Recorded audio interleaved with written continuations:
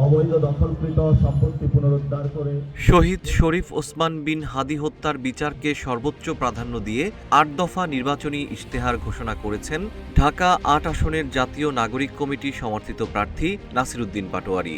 ৬ ফেব্রুয়ারি রাজধানীর সেগুনবাগিচায় এক অনুষ্ঠানের মাধ্যমে তিনি তার এই নির্বাচনী অঙ্গীকার বা পাটোয়ারীর অঙ্গীকার জনগণের সামনে তুলে ধরেন। ইশতেহার ঘোষণায় নাসিরউদ্দিন পাটোয়ারী জানান, তিনি নির্বাচিত হলে ঢাকা ৮ হবে সন্ত্রাস চাঁদাবাজ মুক্ত ও মাদকমুক্ত একটি এলাকা।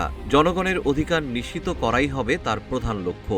চাঁদাবাজি, দুর্নীতি, মাদক, সন্ত্রাস ও দখলদারিত্বের বিরুদ্ধে জিরো টলারেন্স নীতি বাস্তবায়নে অঙ্গীকারবদ্ধ থাকবেন তিনি।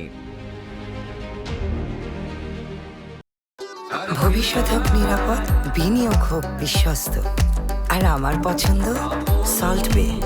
ওয়েলকাম টু সল্ট বে।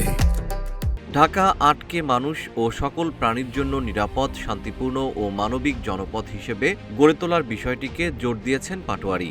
তিনি তার নির্বাচনী ইশতেহারে বলেন, তার নির্বাচনী এলাকায় শুধু মানুষ নয়, যে কোনো প্রাণীর প্রতি নিষ্ঠুরতা হলে তার বিরুদ্ধে কঠোর ব্যবস্থা নেওয়া হবে।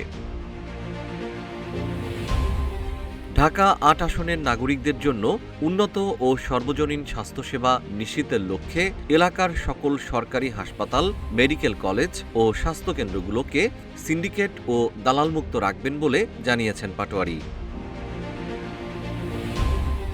বৈষম্যহীন, মানসম্মত ও নিরাপদ শিক্ষা ব্যবস্থা নিশ্চিতের লক্ষ্যে ঢাকা ৮ এলাকার সরকারি ও বেসরকারি সকল শিক্ষা প্রতিষ্ঠানে বৈষম্যহীন ও মেধাভিত্তিক শিক্ষা ব্যবস্থা গড়ে তোলার উদ্যোগ নেওয়া হবে বলেও জানান নাসিরউদ্দিন। বলেন, শিক্ষাক্ষেত্রে রাজনৈতিক হস্তক্ষেপ ও ভর্তি বাণিজ্য সম্পূর্ণরূপে বন্ধ করা হবে।